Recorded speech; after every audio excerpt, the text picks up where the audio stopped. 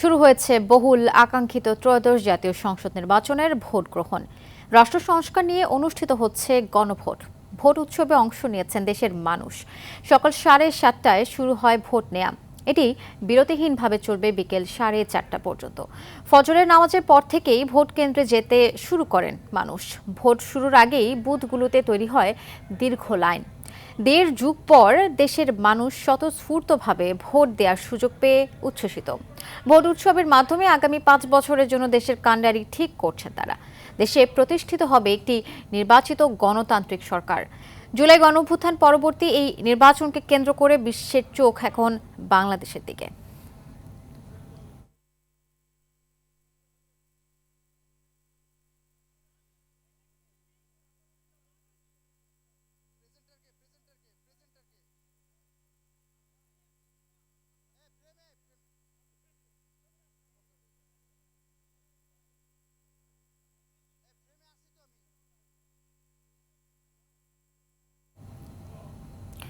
তেরোতম জাতীয় সংসদ নির্বাচন ও গণভোটের খবর জানাতে বিভিন্ন স্থান থেকে যুক্ত হচ্ছেন আমাদের সহকর্মীরা।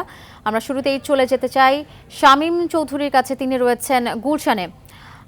শামীম শামীম জানাবেন, ভোট তারেক রহমান ভোট দিয়েছেন আমরা দেখেছি, তো জানাবেন তিনি গণমাধ্যমের সাথে কথা বলেছেন, জানাবেন যে তিনি কি বলেছেন, নির্বাচন প্রসঙ্গে তার অবস্থান আসলে তিনি কি তুলে ধরেছেন, জানাবেন বিস্তারিত।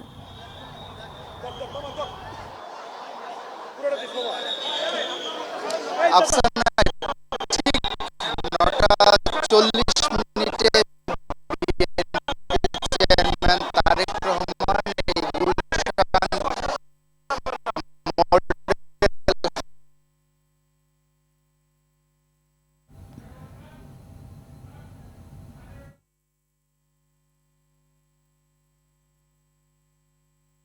প্রদান করেছেন এবং তার সঙ্গে ছিলেন তার কন্যা ব্যারিস্টার জাইনুর রহমান। ভোট প্রদান করে তিনি বের হয়ে জানিয়েছেন এখন পর্যন্ত তিনি তেমনভাবে কোনো সংকট তাতে কিছু অনাকাঙ্ক্ষিত ঘটনার কথা তিনি আমাদেরকে বলেছেন যে গতকাল রাতে কিছু অনাকাঙ্ক্ষিত ঘটনা ঘটেছে, কিন্তু তারপরে আইনশৃঙ্খলা রক্ষাকারী বাহিনী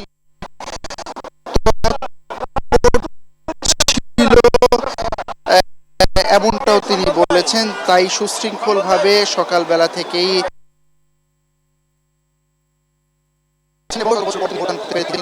আনন্দিত, সেই আনন্দও তিনি এখানে প্রকাশ করেছেন। পাশাপাশি তার কাছে প্রশ্ন করা হয়েছিল যে তিনি যদি নির্বাচনে জয়লাভ করেন তাহলে তিনি কেমন বাংলাদেশ দেখতে চান এবং নির্বাচনে জয়লাভের বিষয়ে তিনি কতটা প্রত্যাশী।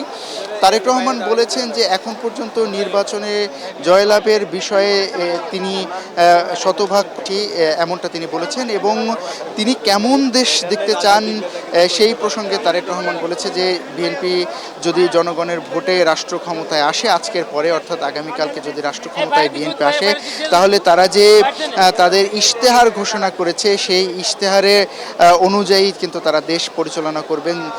তারা যেমনটি সেখানে বলেছেন যে নারীদের কিভাবে স্বাবলম্বী করা হবে, কিভাবে কৃষকদের স্বাবলম্বী করা হবে, কিভাবে কৃষক কার্ড, ফ্যামিলি কার্ড দেওয়া হবে, কিভাবে যারা ধর্মীয় গুরু আছেন। হোয়াইট প্লাস প্রো সেনসিটিভ স্কয়ারে মাঠের বাইরেও তো আমরা এভাবে দেশপ্রেম দেখাতে পারি।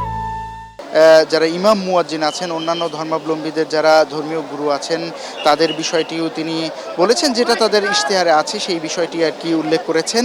বলেছেন যে তাদের যে বিশেষ সুবিধার কথা দেওয়া হবে সেই বিষয়টা দিয়েছে। ভোট নিয়ে তিনি আশাবাদী। আইনশৃঙ্খলা রক্ষাকারী বাহিনী সদস্যরা যে কঠোর হাতে সব কিছু দমন করছেন এবং সুশৃঙ্খলভাবে সব কিছু পরিচালনা করছেন এই বিষয়ে কিন্তু তিনি মোটামুটি সন্তোষ প্রকাশ করেছেন। এরপরে কথা বলার পরে তারেক রহমান এখান থেকে চলে গিয়েছেন তার পরবর্তী গন্তব্যে। আর আরেকটি বিষয় বলতে চাই, তারেক রহমান চলে যাওয়ার পরে কিন্তু আবার এখানে ভোটারদের লাইন আমরা দেখতে পাচ্ছি এবং ভোটার যারা আছেন তারা কিন্তু সারিবদ্ধভাবে এখানে দাঁড়িয়েছেন তাদের ভোটাধিকার প্রয়োগ করার জন্য। আস্তে আস্তে তারেক রহমান চলে যাওয়ার পর দীর্ঘ লাইন এখানে তৈরি হয়েছে। এখানে বয়োবৃদ্ধ থেকে যারা যুবক আছেন, যারা জেনজি আছেন সেই ভোটাররা কিন্তু আবার রয়েছে, কারণ তারেক রহমান আশাকে কেন্দ্র করে কিছুক্ষণ কিন্তু সাধারণ ভোটার যারা ছিলেন তাদের ভোটাধিকার প্রয়োগ করাটা একটু দূর হয়ে গিয়েছিল, কারণ তার নিরাপত্তার বিষয়টিকে সামনে রেখে এ কারণেই জায়গাটিকে একটু নিরাপত্তা চাদরে ঢেকে দেওয়া হয়েছিল। আমরা বলতে পারি যে তারেক রহমান মোটামুটি সন্তোষ প্রকাশ করেছেন।